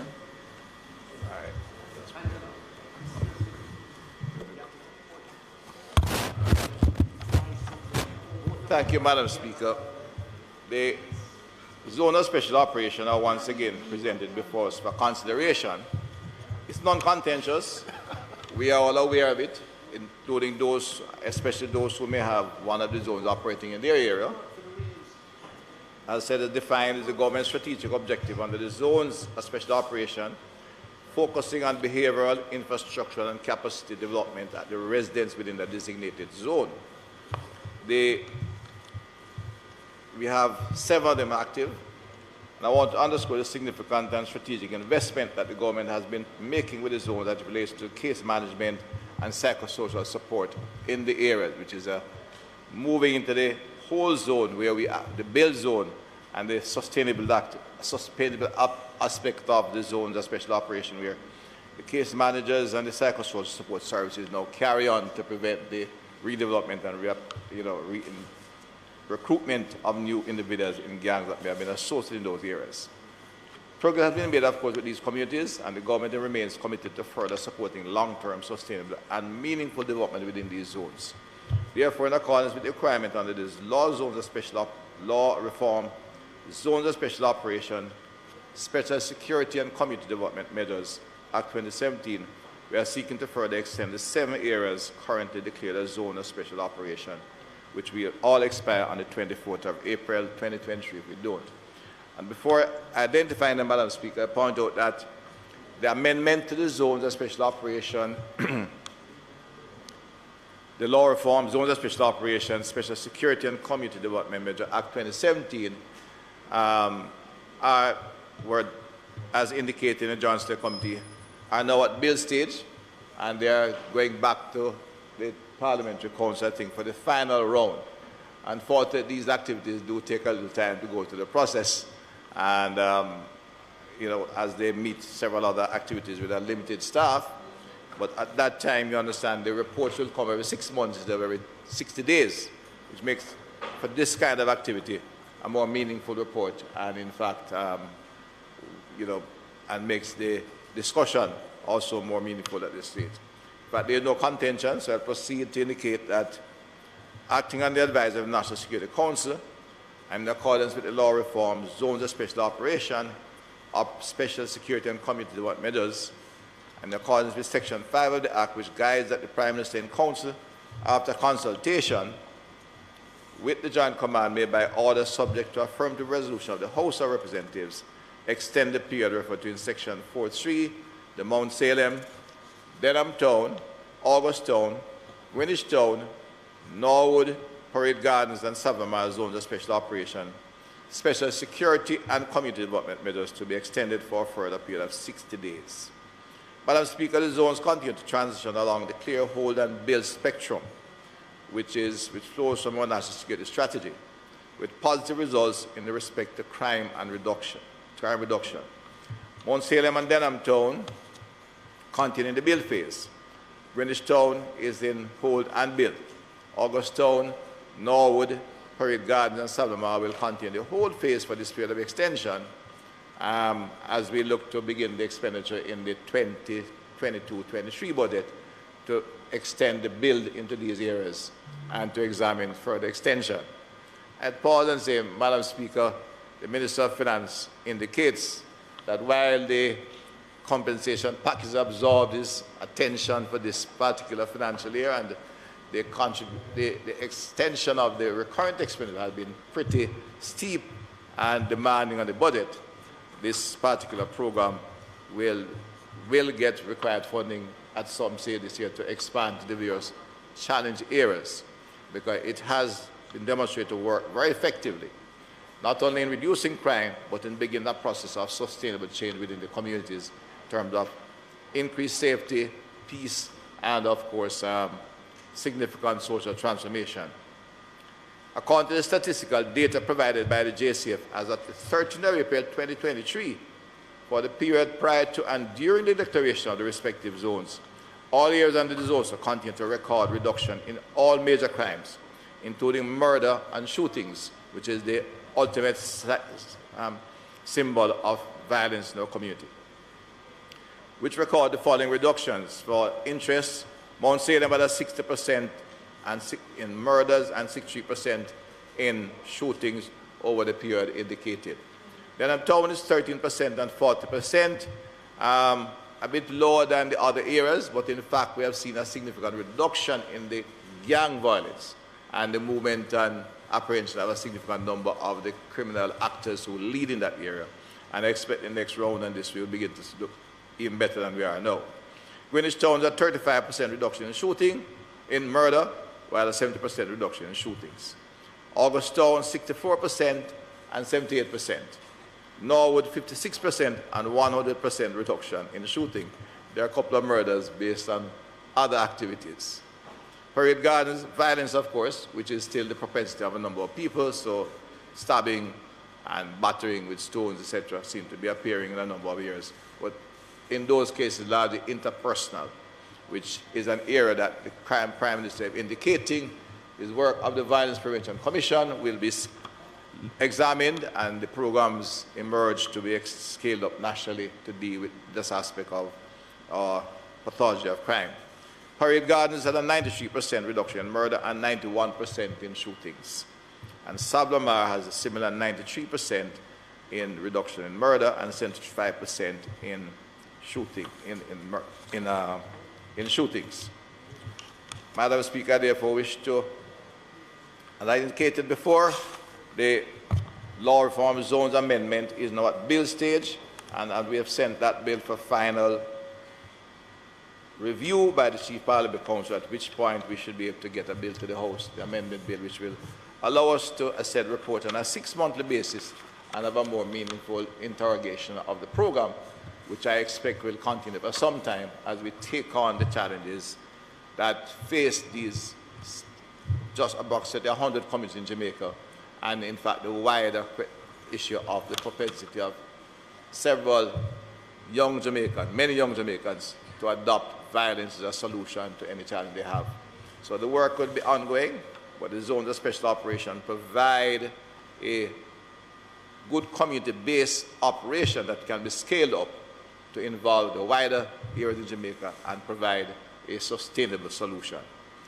Madam Speaker, the safety and well-being of all Jamaicans is a concern and priority of this government and all parliamentarians. The work being done in the zone of special operations will bring about long-term transformational change in these communities and across the island. Madam Speaker, I want to thank you and seek for the affirmation of the House of this resolution. Members, the question before the House is that the resolutions brought by the Madam Minister... Speaker. Not much to say because you know this is not a contentious matter. We are on record in terms of supporting the ZOZOs and certainly the extension in these areas. Our concerns remain the same that we have said, that there are so many other areas where our communities are really crying out. I say it not because the members are not here. They aren't, but I still want to make sure it's placed on record that an overall look at the other areas that are in need that are not currently under the ZOZO. Also, based on the work that we have done on both sides of the House in terms of the amendments to the legislation, I would be remiss not to say that we were expecting and hoping that those amendments would have been in effect so that we would come into the new regime of just receiving the periodic reports on the ZOZO. Thank you. Minister, as usual, my comments are brief and to the point, supportive of the framework, but requiring and wondering, when we're going to move in a way that it's costly. We know it's a cost to it. But there are specific issues in constituency that I think we can be very targeted on. Just very targeted on. So I'm saying, I've been talking to you for a little while about it. And so I expect, Minister, that when that the amendments come on as quickly as we can, and two, that some of those very targeted and special measures that we know would make a difference, that those are attended to as quickly as possible under other frameworks in the meantime. Members, the question therefore before the House is that the resolutions brought by the Minister be now approved. Those in favour? Those against? The ayes have it. Minister, all your resolutions have been approved. Thank you, Madam Speaker. May I thank my colleagues on both sides of the House. Thank you, Madam Speaker, and thank you for your efficient conduct of the matter, and to my colleagues on both sides of the House who continue to support what is one of our excellent programs supported by all members of the House. And we do look forward to extending and scaling up into other areas along with the various programs we have. But bear in mind that scaling up will come from the other arms of government. The Ministry of National Security is more focused on laying the foundation for the model and to expand it and develop it over time, which will, short time, I want to assure my member, he'll hear from us this year. Thank you. House Leader. Madam Speaker, this is the item of adjournment, but before the formal resolution, I crave your indulgence for a member to make a comment. Certainly. Member. Madam Speaker, I wish to rise on the motion or at the end of today's proceeding just to bring to the attention of this House and to really mark for the record a significant event that took place here today, and for reasons that the Minister of Finance and I discussed. It wasn't really discussed before the motion, the resolution was passed. And that is on the Trademark Act. I just wish to make these observations, Madam Speaker, that it marks a very momentous occasion. It brings to an end a long effort and a long discussion across government to address the matter of the Madrid Protocol. And both sides have worked on it. My colleague, the Minister of Culture, is someone who she and I worked on it to make this eventuality. It has taken quite some time. Very involved process, requiring amendments on several pieces of legislation and to put in place some administrative arrangement so that what is called the Madrid Protocol could be implementable. The protocol, Madam Speaker, addresses the ability of copyright and trademark legislation to be trademarks to be registered in one place and to be protected globally, at least for those members joining the Madrid Protocol, of which today there are several. Jamaica would be one of the developing countries that would have successfully gone through all of the stages and is now able to implement the legislation. Today's resolution really addresses the fees or the fee structure to what was amended previously and passed in this House. But the single act of the approval of the resolution makes implementable that entire regime. Madam Speaker, for those in the cultural and creative industries, it marks a milestone, as well as those in the business entity, because it protects intellectual property. And the value of these intellectual property, Madam Speaker, is sometimes in the millions. We are reminded that the simple tick for Nike is worth billions of dollars. Similarly, we have powerful brands here in Jamaica, trademarks that underpin those brands. And it will mean that their protection globally will be advanced through the implementation of this legislation. So it should not be underestimated.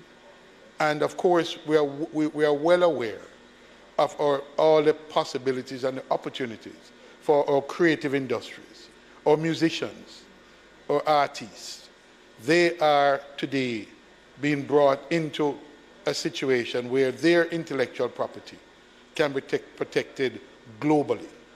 And so, Madam Speaker, I didn't wish for this very momentous occasion.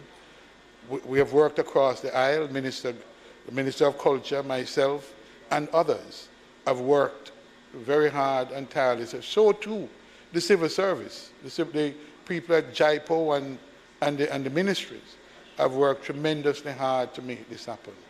Our lawyers, who were previously trademark agents, they had reservation for a long time. But I believe we have come to a situation now where they understand that changes will happen, but that opportunities still remain for them to participate and to play a significant role in this process. So we have come to a very happy conclusion. And I just want, for the records and for those who have worked on it, to mark this very important and signal occasion. Thank you, Madam Speaker. Thank you very much, Member. House Leader. Madam Speaker, it is not intended to do any further business for the day. I now invite you to adjourn this Honorable House until Tuesday, April 25th at 2 p.m. when we'll continue the sectoral debate, and the Speaker at the time will be the Minister of National Security, Honorable Dr. Horace Chang, and the Opposition Spokesman on Energy, Mr. Philip Paulwell. May it please you, Madam Speaker. Thank you, House Leader. The question before the House is that the House do adjourn until next week, Tuesday, the 25th of April, 2023, when we will continue hearing speakers in the sectoral debate. Those in favor? Those in favor? Those against? The ayes have it. This House is now adjourned.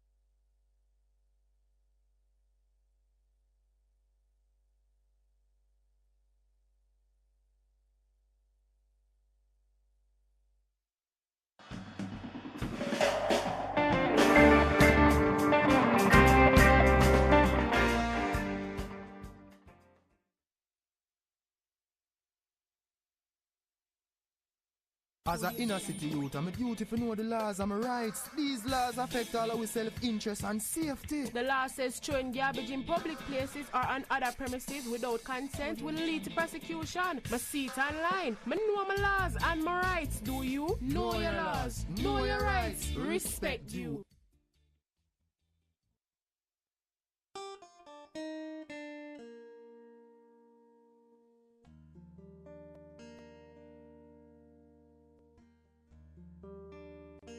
I guess I should start by saying I have roots in Montmartre, and the property that's going to be used to do the model farm, I guess, is my family's.